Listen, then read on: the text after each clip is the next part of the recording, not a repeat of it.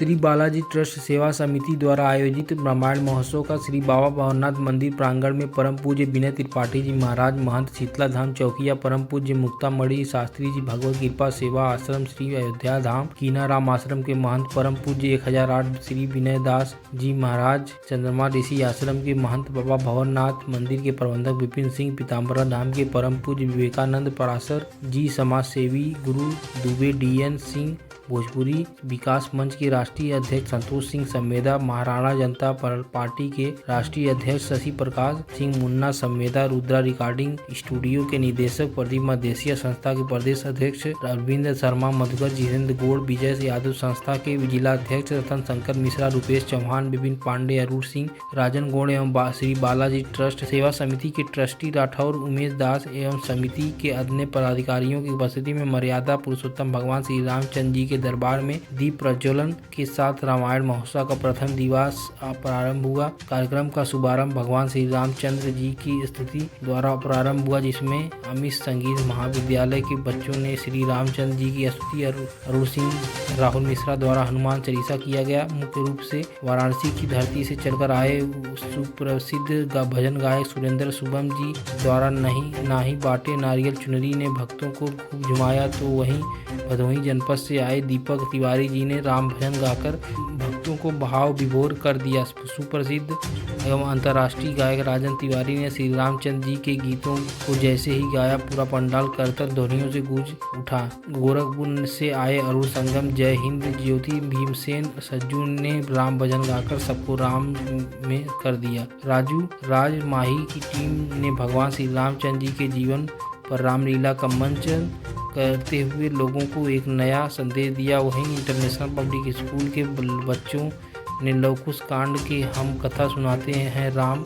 सकल गुरुधाम की पर मंचन किया। जनपद की अन्य गणमान्य लोग उपस्थित रहे। मैं श्री बालाजी ट्रस्ट सेवा समिति का संस्थापक उमेश दास। आज रामायण महोत्सव किया जा रहा है, क्या उद्देश्य है इस महोत्सव का? रामायण महोत्सव का मेरा उद्देश्य विगत वर्षों से मैं लगातार इसे आयोजित कराता हूं अपने ट्रस्ट से। मेरा उद्देश्य सिर्फ एक है कि भगवान श्री रामचंद्र जी को हम लोग मानते हैं, सनातन धर्म के लोग, हिंदू धर्म के लोग खूब मानते हैं, उनकी पूजा पाठ करते हैं, घरों में उनकी आरती करते हैं। लेकिन उद्देश्य यही है कि क्या प्रभु श्री रामचंद्र जी को ही माना जाए कि प्रभु श्री रामचंद्र जी की माना जाए। प्रभु श्री रामचंद्र जी के चरित्र को अपने जीवन में उतारने का अगर हम लोग प्रयास करें और 20% अपने जीवन में उतारें तो हमारा जीवन कृतार्थ हो जाएगा। भगवान श्री रामचंद्र जी और श्री रामचरितमानस को हम लोग केवल मानते हैं, घरों में रखे रहते हैं, पढ़ते नहीं हैं। मैं निवेदन करूंगा, पूरे इस संसार के सभी लोगों से निवेदन करूंगा कि श्री रामचरितमानस का अध्ययन करिए और अपने जीवन में प्रभु श्री रामचंद्र जी के चरित्र को उतारने का प्रयास करिए। कितने दिन कार्यक्रम चलेंगे? एक कार्यक्रम हम लोगों का 2 दिवसीय विगत वर्ष भी हुआ था और इस वर्ष भी 2 दिन का कार्यक्रम है, आज और कल 2 दिन, 13 और 14 तारीख। 1 बजे से कार्यक्रम स्टार्ट होता है और 8 बजे रात तक ये कार्यक्रम चलता है। क्या संदेश देना चाहेंगे? कहाँ से ये लोग पधारे हैं? हमारे बीच अयोध्या धाम से संत समाज लोग उपस्थित हैं। अपने जनपद के चंद्रमा ऋषि आश्रम के महंत जी हमारे बीच उपस्थित हैं। पीताम्बरा धाम सरकार के जो जनपद के पीठाधीश्वर हमारे हैं वो भी उपस्थित हैं। यहाँ पर कीनाराम बाबा आश्रम के 11वें गद्दी पे जो बैठे हैं महनाजपुर से, उनका भी आगमन है। चौकिया धाम शीतला धाम के जो महंत हैं उनका भी आगमन होना है। मार्कंडे महादेव जी के जो मुख्य पुजारी हैं उनका भी आगमन होना है। और कलाकारों में सुरेंद्र शुभम जी, राजन तिवारी जी, भदोही से, बनारस से, गोरखपुर से सभी कलाकार आकर हमारी प्रस्तुति भगवान श्री रामचंद्र जी के चरित्र पर देते हैं। क्या कहना चाहेंगे? समाज में ज़्यादा से ज़्यादा लोग आए हैं। समाज को मैं केवल इतना जोड़ना चाहूँगा श्री रामचंद्र जी से और अपने कार्यक्रम को लेकर कि मेरा एकमात्र उद्देश्य है कि भगवान श्री रामचंद्र जी के जीवन को अपने में उतारने का प्रयास करें। बस मेरा यही लक्ष्य है कि अपने जीवन में उतारें। और 3 चीज़ों से मेरा सबसे बड़ा उद्देश्य है। हमारे गुरुजी हैं, आप बागेश्वर धाम के पीठाधीश्वर, आप परम पूज्य धीरेन्द्र शास्त्री जी। मेरा 3 उद्देश्य है कि अपने जीवन से एक मदिरापान का त्याग करें, एक अपने जीवन से मांसाहार का त्याग करें और इस समाज की जो बेटी बहन स्त्रियां हैं उन्हें अपनी बेटी बहन के रूप में देखें। जीवन आपका सुखमय होगा, ये मेरा वादा है। मैं श्री राम जन्मभूमि तीर्थ क्षेत्र न्यास के जो अध्यक्ष श्री नृत्य गोपाल दास जी महाराज जी हैं, मैं उनका शिष्य हूँ। भागवत कृपा सेवा आश्रम श्री अयोध्या धाम से पधारा हूँ।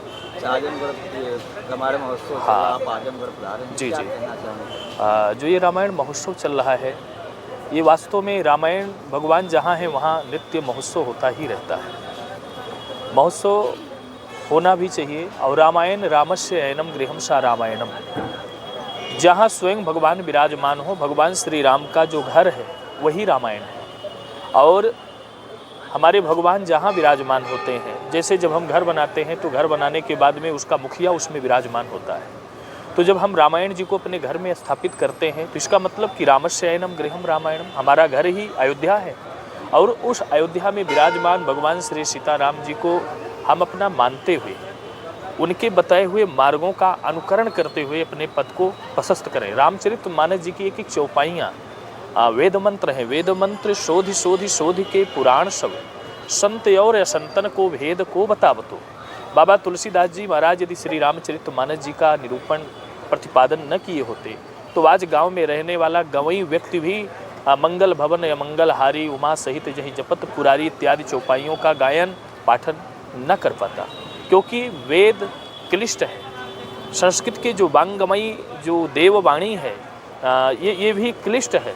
लेकिन बाबा तुलसी ने, हमें लगता है कि रामचरितमानस जी की, रामायण में और रामचरितमानस में अंतर है। रामायण क्या है जिसको वाल्मीकि जी ने लिखा, लेकिन रामचरितमानस क्या है जिसमें जो मनुष्य को मानव बनाना सिखाए वही राम ते संसार पतंग घोर किरणैर दहयंति नो मानवा, श्री रामचरितमानस जी का। इसलिए हमें अवलोकन भी करना चाहिए, श्रवण भी करना चाहिए, गायन भी करना चाहिए, पठन पाठन भी करना चाहिए। और किंवदंती, ज़्यादा क्या कहूँ, जो हम कहें उसको, या हम वक्ता ही हैं, कथा वक्ता हैं, अगर हम कुछ अतिशयोक्ति व्यासपीठ से बोल रहे हैं तो उसको अपने जीवन में उतारते हुए जनमानस तक उसको पहुंचाना भी चाहिए।